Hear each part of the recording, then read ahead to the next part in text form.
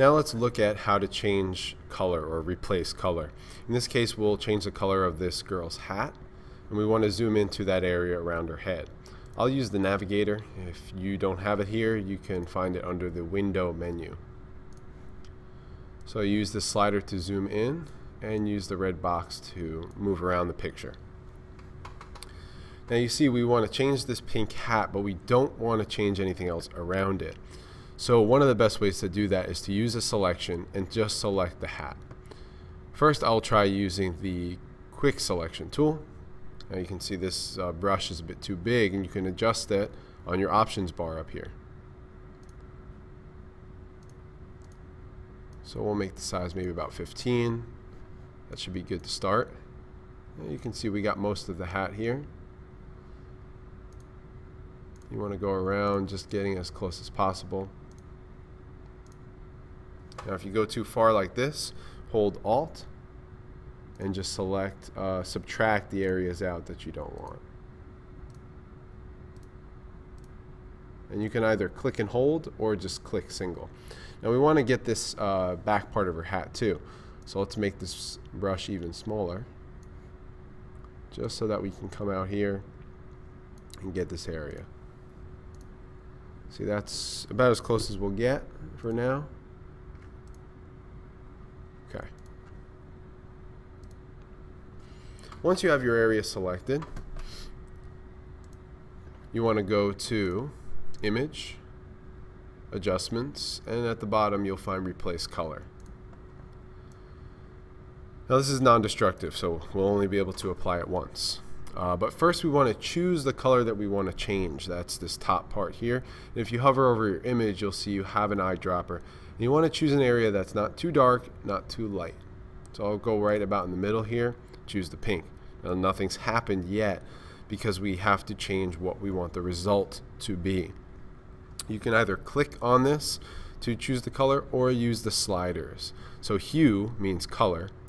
So I can actually change this to the color that I want it. And for now we'll ignore the picture and we'll look at just this result box. And pick a color you want. I'm going to go for a light blue, somewhere around there. Okay. Now you can see that the whole hat has not changed, and we can adjust this sensitivity by this fuzziness number. And as we bring this number up, you'll see more and more of the hat changes. And as we get to there, it's all changed to blue. Press OK. You can deselect, zoom back out, and see that we've changed her hat to blue, or whatever color you chose. Let's use a couple other tools to adjust lightness, darkness, and saturation.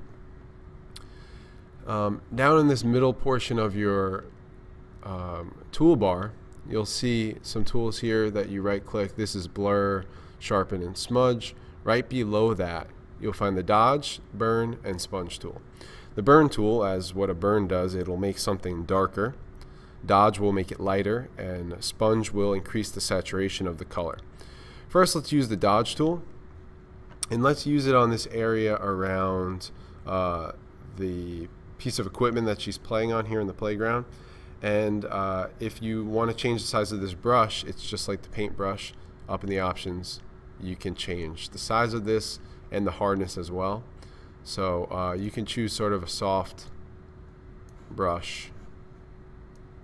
Let's go back to this size.